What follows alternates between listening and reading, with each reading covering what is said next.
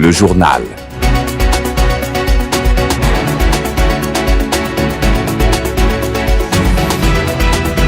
Le journal. Merci de votre fidélité sur les Volcans News. Mesdames, Messieurs, bienvenue dans cette édition du journal dont voici les principales articulations. La République démocratique du Congo, par le biais de son président Félix-Antoine Tshisekedi, accuse le Rwanda du non-respect de l'accord de Washington en violant les cessez-le-feu. Il a exprimé au cours de son discours sur l'état de la nation. Et après la prise de Sangue par la FCM 23, le gouverneur du Sud Kivu appelle la population de Vira à ne pas paniquer, car tous les mécanismes sont déjà en aide pour assurer la sécurité de la population. Vous le suivez dans cette édition du journal. Ces titres et bien d'autres seront développés tout peu. Et pour commencer cette édition du journal, retenez que le président de la République démocratique du Congo, Félix-Antoine Tshisekedi Tshilombo, a exprimé sa vive inquiétude concernant le non-respect par le Rwanda de l'accord de paix récemment entériné à Washington sous la médiation de Donald Trump.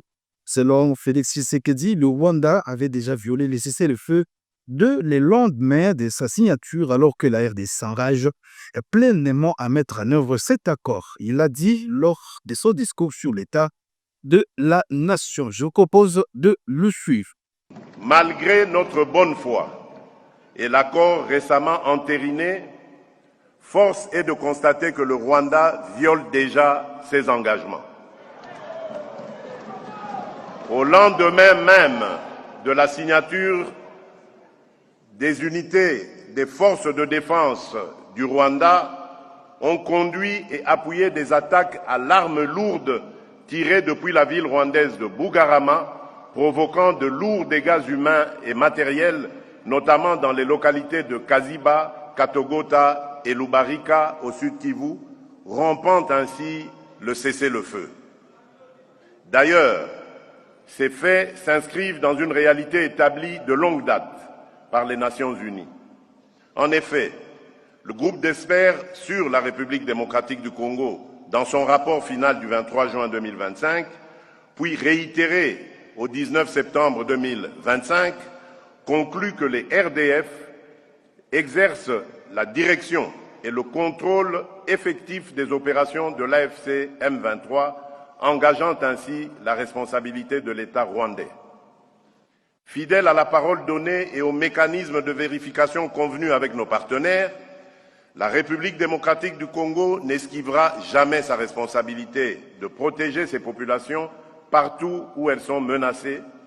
Elle privilégiera la voie diplomatique, mais ne renonce ni à sa souveraineté ni à la sécurité de ses citoyens. Et pendant 7 ans, le Burundi ne prévoit aucun retrait de ses troupes engagées en République démocratique du Congo. Cette position a été réaffirmée ce lundi par le ministre burundais des Affaires étrangères, là je cite Edouard Bizimana, lors d'une séance d'échange avec les corps diplomatiques et les représentants des ONG internationales accréditées au Burundi. Au cours de cette rencontre, le ministre a expliqué que la présence des forces burundaises en République démocratique du Congo répond à une logique de coopération régionale en matière de sécurité. Le président congolais s'est exprimé lors de son discours annuel à la nation. Il accuse Kigali de ne pas respecter l'accord. Force est de constater que le Rwanda viole déjà ses engagements. Au lendemain même de la signature, des unités des forces de défense du Rwanda ont conduit et appuyé des attaques à l'arme lourde. Sollicité par TV5 Monde, le gouvernement rwandais n'a pas encore répondu. L'accord, signé jeudi entre la RDC et le Rwanda, offre un accès en minerais stratégiques à Washington. Mais Félix Tshisekedi se défend d'avoir conclu un mauvais deal. Permettez-moi d'être parfaitement clair, ces accords ne consacrent aucune forme de partage de notre souveraineté. Une souveraineté qui semble bien lointaine. Les troupes du M23, soutenues par le Rwanda, avancent rapidement dans le sud Kivu. Des files de civils en fuite précèdent leur arrivée. Beaucoup avaient trouvé refuge à Sangue samedi. Mais ce lundi, des sources militaires font état de bombardements autour de cette ville, située à 30 km d'Ouvira. Ouvira, dernière grande agglomération de la région, encore sous contrôle de Kinshasa, que vise le groupe armé.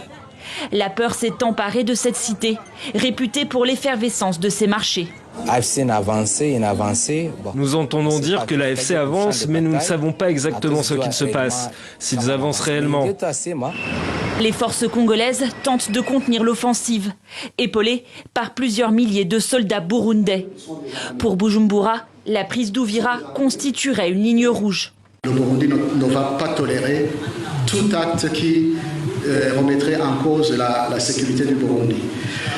Nous avons prévenu le Rwanda par rapport aux attaques qui ont touché notre territoire et nous leur disons que si cela se répète, le Burundi a le droit de poursuivre, a le droit de poursuite contre les attaques, ceux qui ont attaqué le Burundi. Le chef de la diplomatie burundaise, qui ce lundi accuse le Rwanda d'avoir largué des bombes sur son territoire. Il précise que 2 personnes ont été blessées, dont un enfant de 12 ans. Et nous allons revenir ici au pays où les officiers du groupe Twirwaneho allié à l'AFC M23 affirment ne pas considérer les FARDC et les Wazalendo comme des ennemis qu'ils décrivent plutôt comme des frères. Ils précisent que leurs adversaires sont les FDLR et les militaires burundais et appellent la population d'Uvira à rester en ville et à ne pas accéder à la panique. Mwache kukimbia, sisi tuko na shida na FDLR, tuko na shida na Murundi. Kama iko akikuwa Uvira, akikuwa wapi, afunge mirago aende kwao, kwa sababu tukikutanana naye huyo ndio adui. Lakini FARDC sio adui, na maimai au mzalendo kama vile mnajiita, amuko adui, mko watoto wa Kongo, kwa sababu hamuna nchi nyingine ambayo mtenda ishi isipokuwa hii Kongo ambayo wazee wetu wa mababu wetu wametuachia sisi wote. Tutachangia hii Kongo na tutaishi Kongo kwa usalama. Nawaza ndio message yangu leo.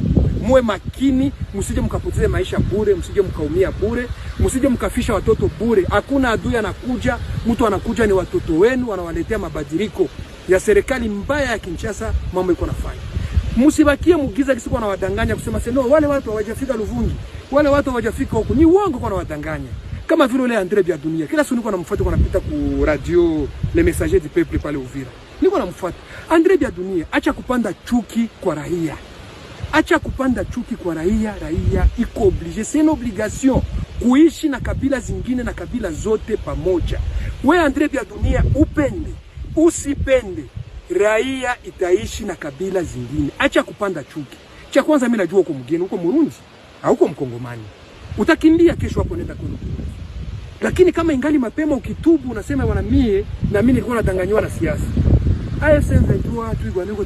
Et le gouverneur de cette province du Sud Kivu, Jean-Jacques Purusi, rassure la population de cette province depuis Uvira, chef-lieu provisoire de la province, que toutes les dispositions et les mécanismes sont déjà mis en œuvre pour assurer la sécurité de la population. L'autorité provinciale révèle que les moyens ont été mobilisés pour que les éléments FARDC, Wazalendo, Police nationale congolaise, ANB, soient opérationnels totalement pour assurer la sécurité de la population. Je propose de le suivre.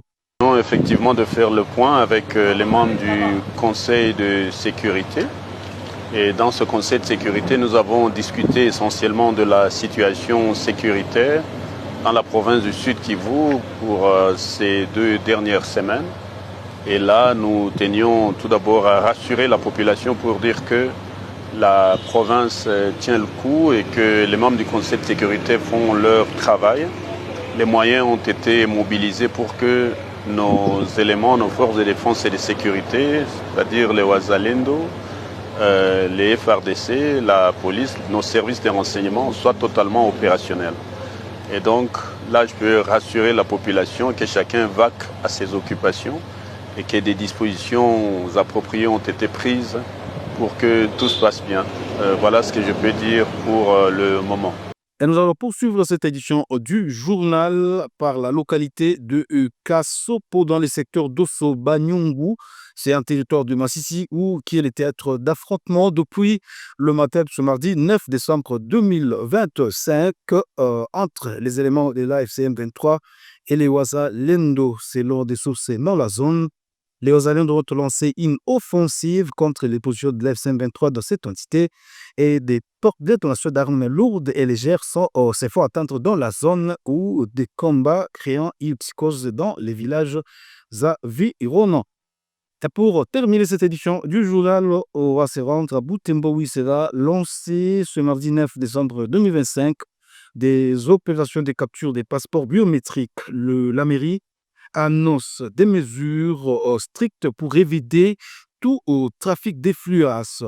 Selon le maire, l'équipe technique du ministère est arrivée ce lundi 8 décembre 2025 dans la ville et la ville appelle pour respect des consignes afin d'assurer un processus coordonné et transparent. Suivez. Le maire de la ville de Butembo, le commissaire supérieur principal, Mohamed Roger, porte à la connaissance de ceux-là qui se sont fait identifier pour l'obtention des passeports que Dorès est déjà. L'équipe de capture est sur le lieu en ville de Butembo. C'est lundi 8 décembre 2025 pour ces opérations. Ainsi, pour la journée du mardi 9 décembre 2025, la capture est programmée de 8h à 17h et n'auront accès que ceux-là dont les noms seront affichés sur la liste du jour. Inutile d'insister quant à ces. Je dis bien inutile d'insister. Inutile d'insister. Il n'y a que ceux dont les noms figurent sur la liste auront accès. Les autres n'ont qu'à attendre. Ils sont encore là avec nous.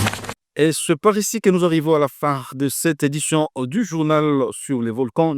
Abonnez-vous massivement sur votre chaîne et merci d'avoir été des nôtres. Au revoir.